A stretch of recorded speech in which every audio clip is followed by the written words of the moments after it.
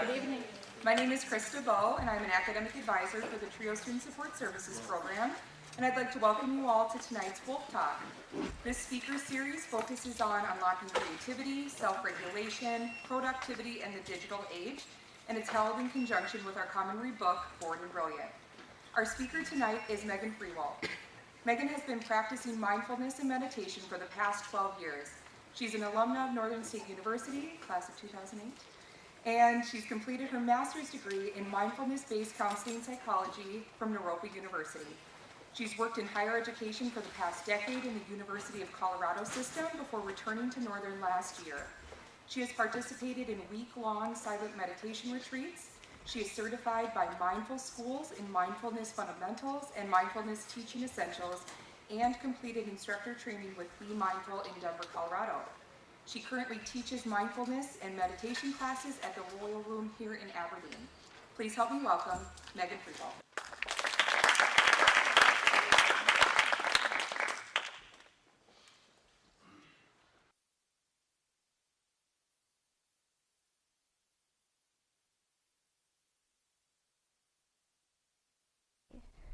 Can you hear me? That was okay? All right. Good evening, everybody. As Krista said, my name is Megan Frewaldt. I think I have to be a little stationary so I don't walk in front of the presentation tonight. So I want to talk to you tonight about self-regulation, mindfulness, and ultimately, why does this matter? I'll talk to you a little bit about why it matters to me, but I wanted to start with what matters to you. So I want you to think about somebody in your life, a leader, a mentor, a supervisor, or a coach. And I want you to think about what qualities come to mind about that person. What made them great at what they do? So I'll give you a few seconds, and then this is a participatory activity, so I will ask you to share some of those things. So think of somebody that you think of as a great leader, and then we're going to share some qualities. You don't have to raise your hand, you can just blurt them out. What are some qualities of a good leader? Hardworking, okay. Confident. Trustworthy. Empathy. Anybody else?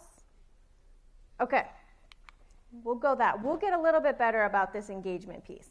So, I wanted to highlight what we're going to talk tonight about is self-regulation. And the term that really comes with that is emotional intelligence. You've probably heard of intelligence, IQ, all of that. But we're going to talk about emotional intelligence and why I think this is so important to you. So there's tons of research. But when we did research with over 100,000 employees, the qualities that they found were in their leaders were that they inspire, they motivate, they focus on collaboration, they walk the talk. So they do their work with integrity and honesty, they build trust, they develop and support others, they celebrate their successes, encourage development, and build relationships. So I want to highlight this to you because what research has shown is actually your emotional intelligence matters more for your professional and academic success than your IQ. And what has been shown is for two employees who have the same qualifications, the same experience, the same background, for an employee that has higher emotional intelligence, on average, they make $29,000 a year more. Because of that emotional intelligence, they tend to get put into leadership roles. They tend to get promoted. And so oftentimes what we talk about and when we prepare you in college is we teach you a lot of hard skills, but we forget that whatever field you go into, you have to work with people. You have to work with your coworkers. You may have to work with your employees. You have to work with your supervisors. And so actually the foundation of a lot of professional success is your ability to build relationships. So what we're going to talk about tonight is how do you build relationships? A little bit of history. Emotional intelligence started from the positive psychology, humanistic psychology field back in the 50s. Some real exciting stuff. It really became a theory in the 90s, up into the 90s. And that's about the time when we started to look at these different forms of intelligences and how they show up. So just for you to know, if you're writing a paper, reflection paper, psych or soc, a lot of the theory of emotional intelligence has come from that background, the positive psychology. But emotional intelligence has 4 components, and we're going to go through those and talk about them. The first is the self, your self-awareness. This is your ability to know yourself, your consciousness, your emotions, your beliefs, your values. The second piece is your self-management. So once you know yourself, can you handle yourself? Do you manage yourself? The third piece is your social awareness, and this is really your awareness of other people, their emotions, their beliefs, their well-being. And the fourth is the goal. That's relationship management. That's being able to know who you are, to manage yourself, and manage yourself in relationship to other people. And that positive relationship management is where a lot of success comes from in your academic careers, your professional careers, your athletic careers, and in leadership. So let's break these things down. So self-awareness. Research has actually shown that only 95% of people think they're self-aware. Like, we know our emotions, we know our beliefs, like we know who we are, like I know what emoji to send. But actually, only about 10 to 15% are actually aware of their emotions. So 1 in 10 of us is accurately able to identify our emotions as they're happening. So what happens is we think we know, and we think we know how we're feeling, but oftentimes we don't slow down long enough to actually check in and figure out, how am I? How do I really feel? Right? If I pass you in the hall and I ask, how are you? You tell me good. And then you politely ask how I am, and I tell you good, and then we go about our day. It's a social construct that we've built, but we don't actually often stop long enough to figure out, how are we really doing?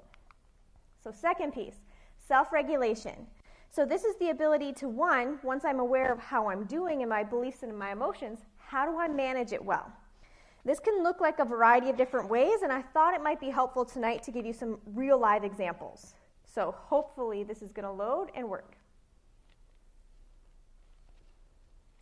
All right, we're going to watch this guy here in the white shirt. He's attempting to print a document, and he's having a little bit of trouble.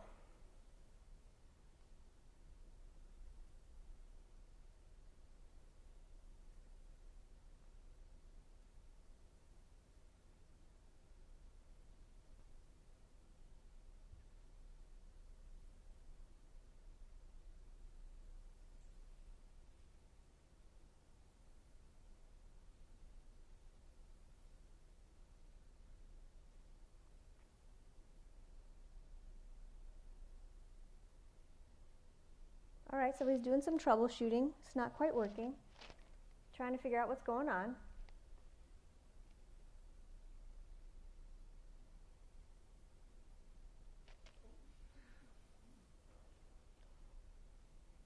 All right, something just unexpectedly happened to him. And so he goes to other troubleshooting. This is called problem solving. But I want you to start noticing his coworkers. And there's usually some sound with this, so we might have to check the sound, but you can hear him slamming the copier, and you can hear his coworkers gasping. All right. So to highlight self-regulation, all right, like he noticed maybe he was frustrated, the printer's not working the way it's supposed to be working, there's some stuff going on. But what he did with that frustration, and how that worked into those relationship building skills, right? So now his coworkers probably know that that's who he is. How many of you, if you are gamers or you have any friends that are gamers, do you notoriously know that friend that when they lose, either the controller, the actual console, something is getting tossed across the room, right? Yep, maybe that's you. No, you don't have to raise your hands if it's you. This is no judgment zone. But that's what we do. And we start to know those people. And what typically happens is those people take those tendencies into their professional careers with them. So in college, so Krista and I went to college together, so she may know who I'm talking about. But in college, there was this guy that lived in the halls, and he was notorious for when he lost at Madden or any other sporting game, that he would pick up his PlayStation and chuck it across the room. Right? You're like, well, that's not really cool. The worst part is he wanted to become a coach. Like, he couldn't handle losing, and he was literally setting himself up in a career where ultimately you will lose at some point. I don't know any coach that's never lost. So when you start to look at those things that are maybe funny or don't really matter, they become the ways that we choose to be in the world, and then they do matter. Because oftentimes those people are not put in positions of leadership or management because they don't know how to self-regulate. Okay, so now let's go to step 3, which is social awareness. So social awareness is the ability to recognize other people's emotions, beliefs, well-being, and then be able to adapt ourselves to that. So this is social awareness. And let's see if the, okay. All right, it doesn't look like our sound's working. I'm gonna come down here and check it.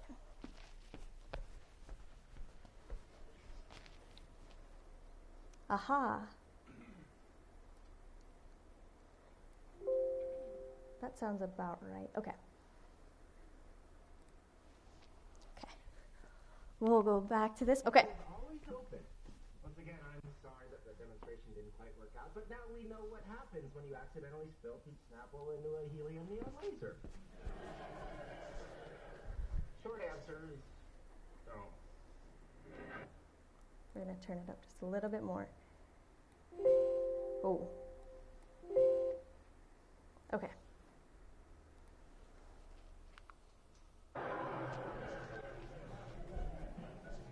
And now, to tell you about the theoretical physics department is Dr. Sheldon Cooper. Dr. Cooper, forget it. Excuse me. Sheldon, we both agreed to do this. It's a waste of time. I might as well explain the laws of thermodynamics to a bunch of labradoodles. If you don't do this, I won't take you to the comic book store. Hello.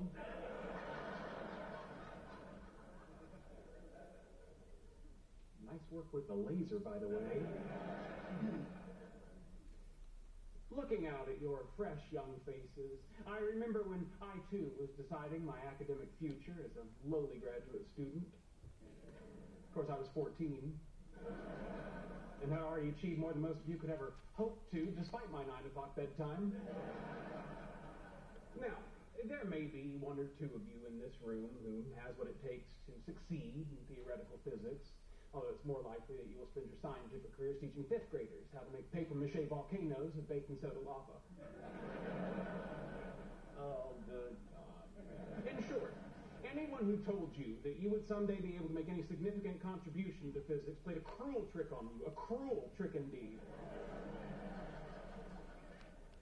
Any questions? Of course not. I weep for the future of science. Now, if you'll excuse me, the latest issue of Batman is out. Come, Leonard. Laser demonstration's looking pretty good now, huh?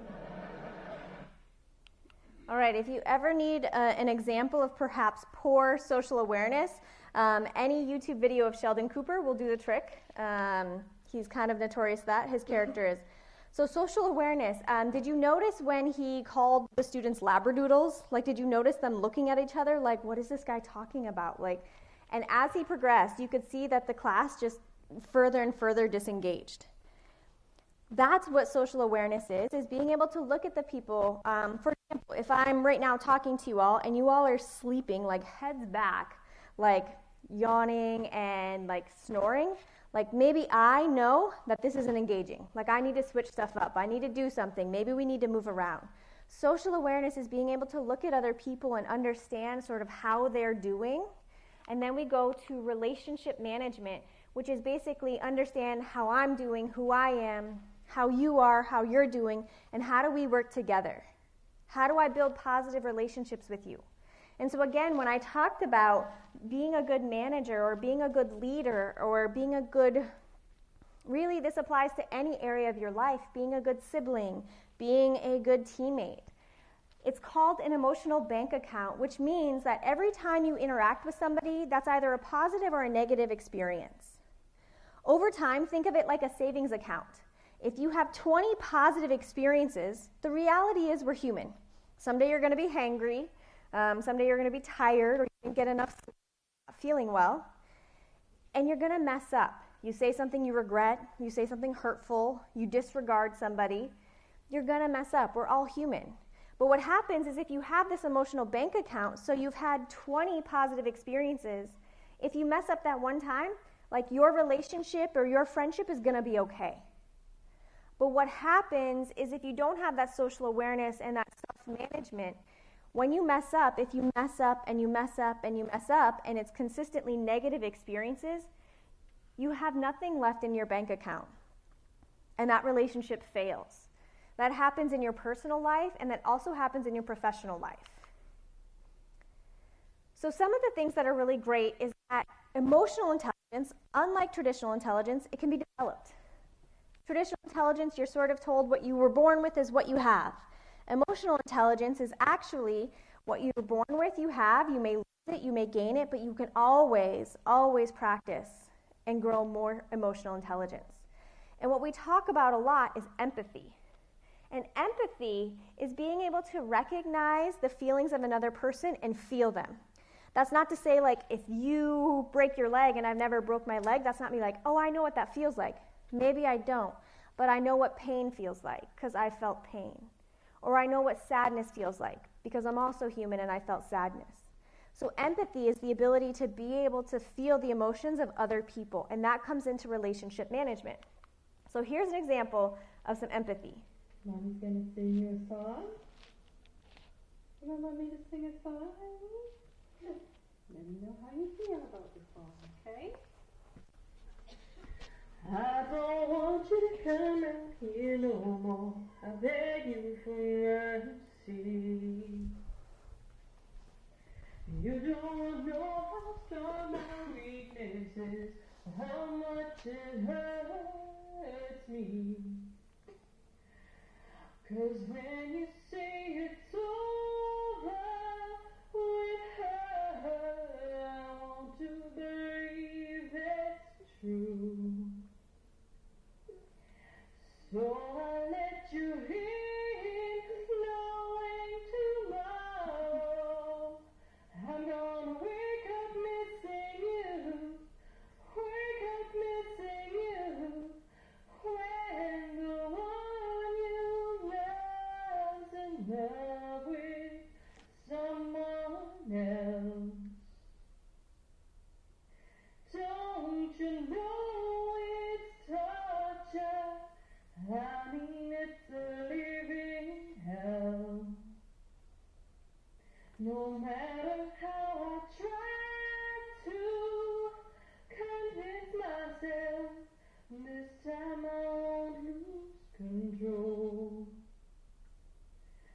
So I let you in, knowing tomorrow I'm gonna wake up missing you, wake up missing you.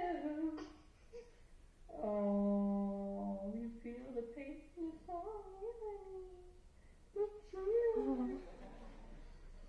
you crying.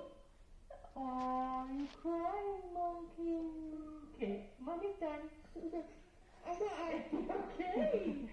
it's just a song. It's just a song.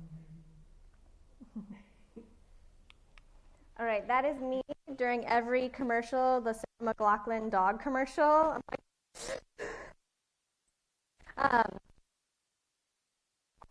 born with empathy. But through different experiences, maybe, okay, the experience of the baby.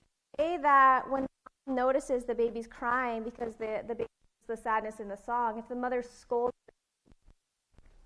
that child, baby then learns like it's not okay to feel that way, or it's not okay to show that. And that happens in ways. Because oftentimes what we're told is that emotions are weak. Vulnerability is weak. You got to be strong, you got to work hard, you got to puff up. But what science actually shows is that the ability to let down those guards and build genuine relationships with people is what leads to happiness, fulfillment, and success in your life. So sort of we've done you a disservice as young people in teaching you those ways, teaching you maybe to shut down those emotions or to shut down empathy. And so what I want to encourage you to do is actually build your empathy, build your emotional intelligence, build your capacity for building positive relationships so that you can be successful. And these are some of the ways that you can build that. Self-reflection. This can also be really helpful with a counselor. We have the counseling center on campus that helps with that. You get free sessions as a student. When you get old and you leave college, like I did, you don't ever get free stuff anymore. Like, there's no more free counseling. There's no more free pizza in every room. Like, take advantage of the free stuff, free counseling. The other things you can do, mindfulness, which is what we're going to talk about tonight, journaling, asking for input from others. When you ask for input, genuinely listen. Your friends and your family know you really well. And if you ask them, like, hey, how do I handle it when I'm frustrated? They will know, and they will be able to tell you. And then also identifying and addressing your emotions, and address concerns when you're calm. All right. So I wanted to lay that down as the foundation. What I really wanted to talk to you about tonight is mindfulness. And I wanted to share with you about mindfulness because it's something that I found when I was in college. And it was something that I wish I had found as a practice for my wellness far before. Mindfulness often looks like meditation, and I'll show you some of what it is. But mindfulness is really training your brain to have focused awareness in the present moment. It means not thinking about everything that's coming up. It means not planning what you're having for dinner after this. It means not planning what you're going to wear tomorrow. And it also means not thinking about everything that happened earlier today or 4 years ago or 4 months ago. It means staying in the present moment. And so I want to invite you to practice with me. So I'd like you to find a comfortable position where you're sitting. Put your feet on the floor. And go ahead and sit up kind of straight, and then rest your hands on your thighs. Okay? And if it feels comfortable, I would ask you to close your eyes. I promise nothing weird is about to happen. Okay. So to begin, I want to teach you a very basic mindfulness practice, and this is called a breath mindfulness practice. So I want you to place your hand, one hand on your belly, and one hand on your chest. And I just want you to begin breathing.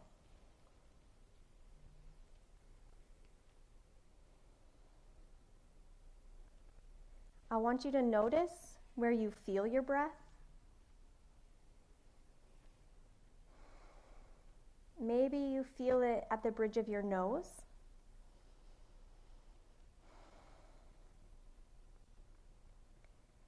Maybe you feel it with the rise and fall of your chest, with your hand resting there.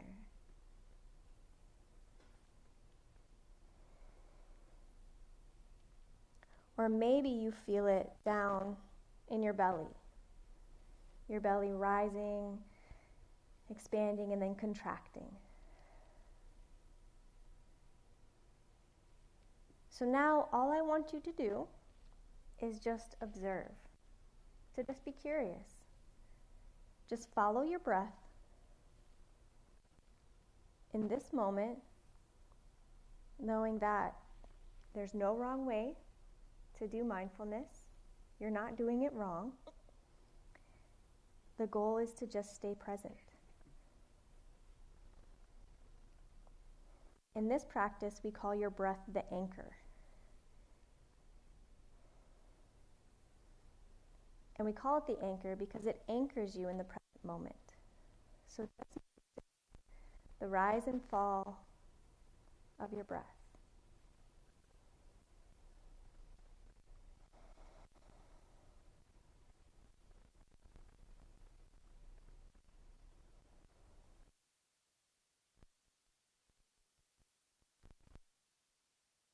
Now what might begin to happen is your mind might begin to wander. You might start to feel sensations or emotions. And if that happens, just know that's your mind and your body doing what it does, and come back to noticing your breath.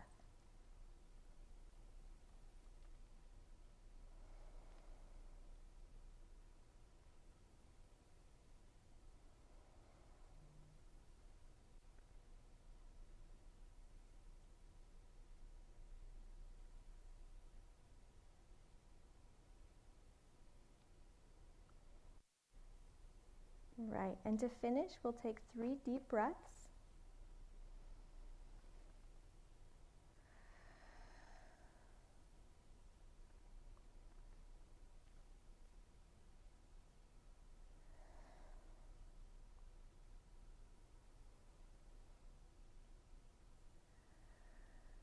And when you're ready, you can open your eyes and get comfortable in your chair. All right. So I'm going to come down to the computer and change the presentation in a minute. So Krista, in her introduction, mentioned that I got my master's degree in a program that has mindfulness as part of it, which meant that before we began classes every day, we practiced 5 to 10 minutes of mindfulness, just like we did now, sometimes a little different. Something else that we did is we had 3 credit courses every semester that focused on mindfulness, and then we were required to practice mindfulness. All right. This is why women's pants need bigger pockets. But we were required to practice mindfulness for 30 minutes a day, which seems a little counterintuitive. Like, why would you do that? You're in grad school. And they did that because of the science of mindfulness and what it does to your brain. So I wanted to share with you that. So this is a book called First Just Breathe, a guide to slightly less regret in your life. Oops, and I pushed the button. Oh, no. How do I turn it off? Okay, well, we'll point it up. So with this book, what it does is this is a colleague of mine from Denver who wrote this book to talk about the science of mindfulness. So I want to talk to you a little bit about the science. So without mindfulness, what happens is there's something that happens in life, a stimulus, and then you have a reaction, like a reaction. How many of you have ever said something and as soon as it flew out of your mouth, you were like, ooh, wish I could take that back? That's a reaction. What mindfulness does is it gives you a space between what happens in your life and responding. And it allows you to then get to choose how you want to respond. It gives you power in choosing how you want to respond, and I'm going to show you how it does that. So here's how your brain works, which I think this is going to be important. First of all, I need you to raise your hand if you are 25 years of age or older. All right, I want you to look around, because this will be important. Okay, we got our primarily our staff folks at the back, and I'll tell you why those wise folks are here. Okay, so this is how your brain works. This place is called the thalamus. It's a little thing. That's where stimulus comes in. Life happens, you see sounds, you hear music, comes in your thalamus. Goes to your hippocampus. This is what controls your memory, your emotions, all of that. Good place. Then you have your prefrontal cortex, up here, this place. Notice this is where reason, logic, decision-making, empathy, and compassion come from. I want you to make note of that because that part of your brain is not fully developed until you are about your mid-20s. So I said you have those wise people at the back of the room because you have fully developed prefrontal cortexes. And I'm going to talk about why it's important when we talk about youth is because we ask you all to make solid decisions, to have really solid, responsible decision-making when literally your brains aren't even fully developed for that yet, and we also haven't typically taught you really good emotional regulation. And that's why I think mindfulness and emotional intelligence is so important. There's this other little thing, this amygdala. So this is a tiny little part of your brain. It's like the size of an almond, and this is basically what tells you if the stimulus, what's happening is okay or not okay. And this tells you what to do. So positive stimulus, here's what happens. Something happens, it goes into the thalamus. The amygdala is like, yep, good thing. And it sends it all the way up. It says no threat, goes to the hippocampus, all of that. That takes 500 milliseconds. In 500 milliseconds, your brain has processed that whole thing. So what happens, though, is if there's a negative stimulus or danger, your brain goes through a different process. The thing about your brain is, whether it's real danger or perceived danger, your brain processes it the same. So whether there is actually a tiger chasing you or just a really scary exam that you're anxious about, your brain treats it the same. And here's how your brain treats it. There's a negative stimulus, it goes through the thalamus, it goes to the amygdala, and the amygdala says, not okay, shut down. And this is where you pop off. This is where you react. And that happens in 14 milliseconds. 14 milliseconds, your brain has decided how you're going to respond to whatever's happening in your environment. So why I think mindfulness is so important is because mindfulness gives you that space back, that space between stimulus and your reaction. Mindfulness helps to increase the space that you have for that. All right. So, because what happens is, over time, when you have experiences in your life that are maybe negative, your brain begins to think that everything is negative. How many of you have heard of PTSD? Okay. PTSD is the extreme example of this, which means somebody had something really terrible happen to them. This could be, soldiers in war or civilians that have experienced living in a war-torn country. Their brain literally restructures because of that trauma. But what science also shows us is that even small things impact us. So if you grew up in a household that really struggled to provide food, if you don't get to eat a meal, your brain starts to go to that place of saying it's not okay. And what we call that is amygdala hijacking. That's when your amygdala takes over. Oops, dang it, this darn thing. I'm going to just get my exercise. So this is what an amygdala hijack can look like. Can we turn the AC up? I'm dying back here. It's on. Can't you feel it? Can you feel that? Jeff, eat a Snickers, please. Why? Every time you get hungry, you turn into a diva. Just eat it so we can all coexist. I turn into a diva. Put it in your system, great fans. Okay. Thank you. Better? Better. Will you get your knees out of the back of my seat? You're not you when you're hungry. Snickers satisfies. So that's what we mean by an amygdala hijack, is when something happens and your brain is telling you the world isn't okay, and it goes to that place of responding in negative reactions. So what mindfulness does is it actually helps to create that space where you might say, oh, I notice I'm feeling hungry or I'm feeling hangry, but I'm okay. And I can build that space. So mindfulness can look a variety of different ways. It can look like a body scan, breath meditation, which we just did, walking meditation, a formal sitting meditation, mindful eating, loving kindness practice, mindfulness-based stress reduction, and mindfulness-based cognitive therapy. So I want to teach you one more mindfulness practice. So again, I'll ask you to close your eyes. You can sit however you'd like. And I want you to imagine that you have a final exam tomorrow that you didn't know about, you haven't prepared for, and it's 80% of your grade.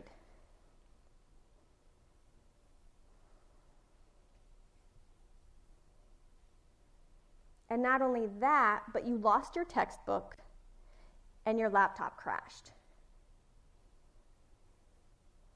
So I want you to think about going into that exam.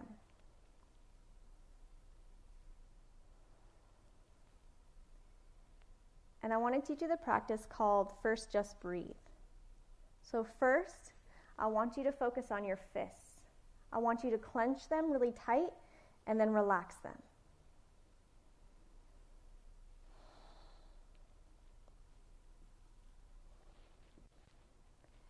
Then I want you to focus on your jaw and tighten it and relax it.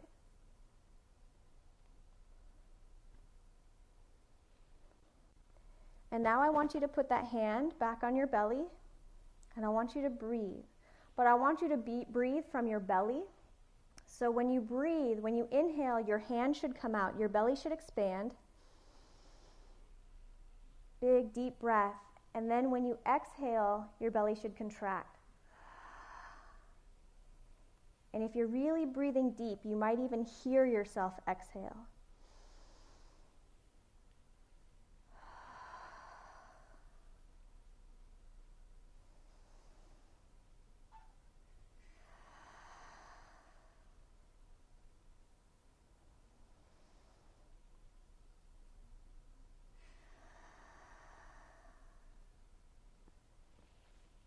as you do that, you might start to feel tension in your shoulders or feel like you need to move your body a little bit.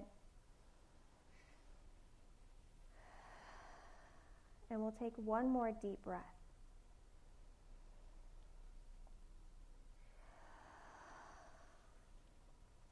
All right, and you can open your eyes.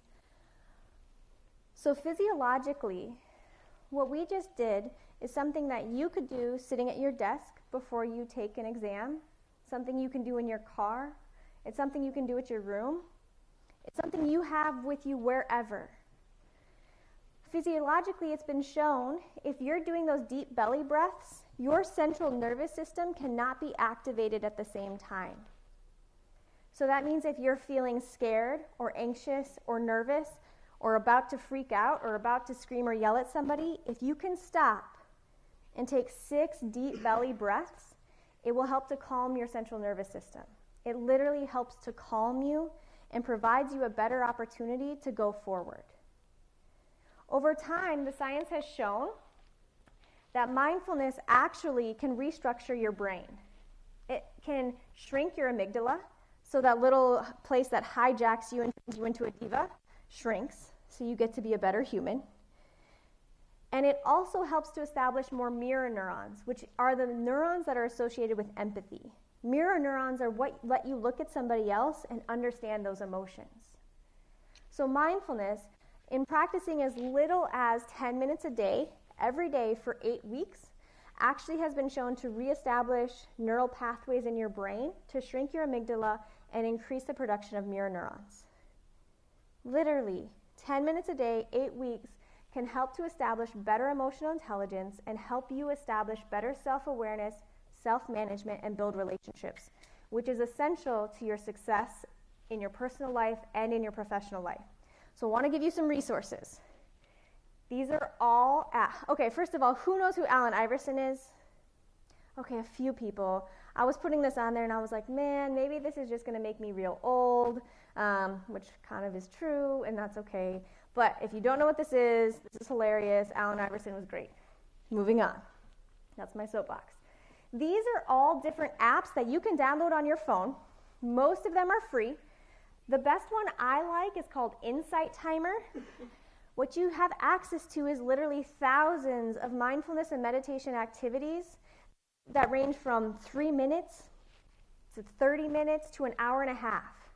So what I challenge you to do is to use your technology for good, not evil, and to use it to find meditation activities. So in the morning when you wake up, before you jump on Snapchat, before you work on your streaks, I want you to do this for 5 minutes or 10 minutes. And then start to notice, how does it impact your life? So I wanted to finish with a couple stories. Well, a story.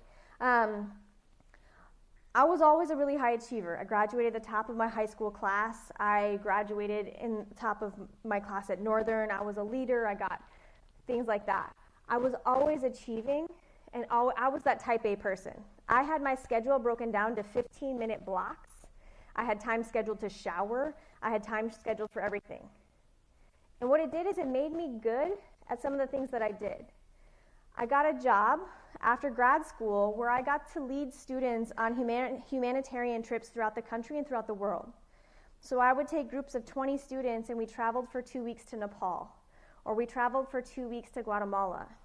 And being able to manage risk, being able to make schedules made me really successful at my job because I could plan. Like, I was a planner. I knew what was going to happen. If scenario A happened, here was my responses. If scenario B happened, here were my responses.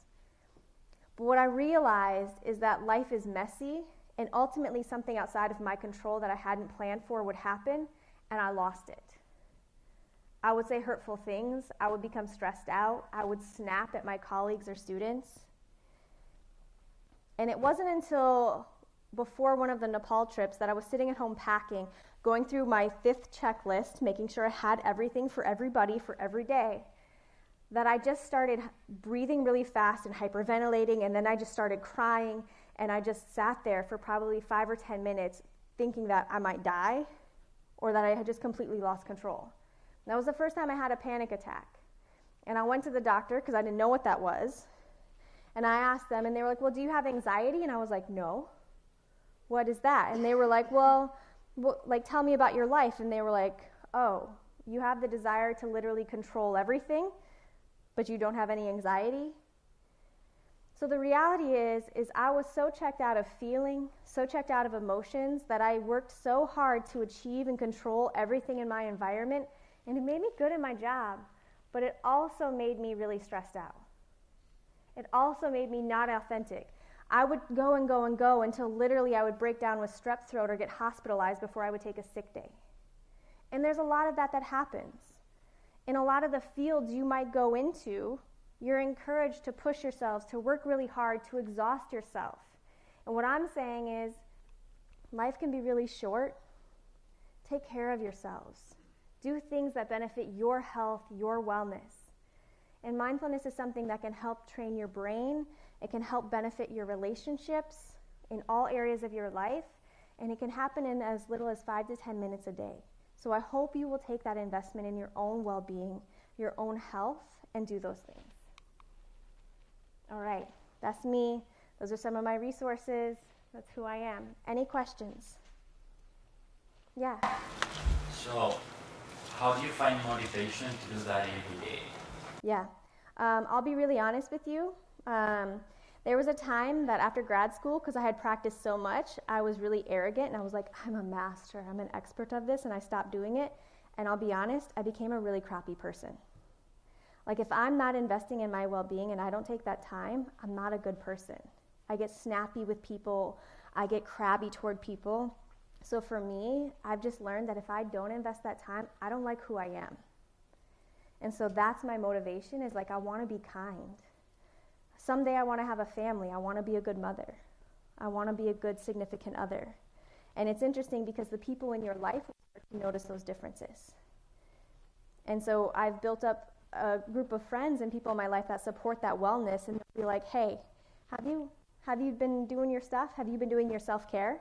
And so you can encourage each other to do that. But for me, honestly, if I skip doing it, I notice the differences, and that's my motivation. What I also wanted to tell you is, Krista mentioned that I do teach mindfulness at the Oil Room Wednesday evenings at 7, usually this time. And I found out that the Oil Room actually offers a discount for students, so you all can attend their yoga or mindfulness classes for $5 a session. So if that's something you're interested in, they have some really phenomenal yoga teachers, which is another form of contemplative and can be mindfulness practice. So if you're interested in those things, we sometimes offer them on campus, but you also have that option, which I didn't know about till recently. Any other questions? All right. So you all are just a few weeks into classes, so that's my challenge to you. Find 10 minutes a day. Go on, I'll bring these back up, the apps. Download an app, check it out. Find some that you like. There's tons of different ones, literally thousands of different meditations. Find some you like. Something else I bet people didn't know, how many of you are athletes or like sports? Okay. I want you to Google the Seattle Seahawks, and they have a sports psychologist on staff, and they actually train all of their athletes in mindfulness.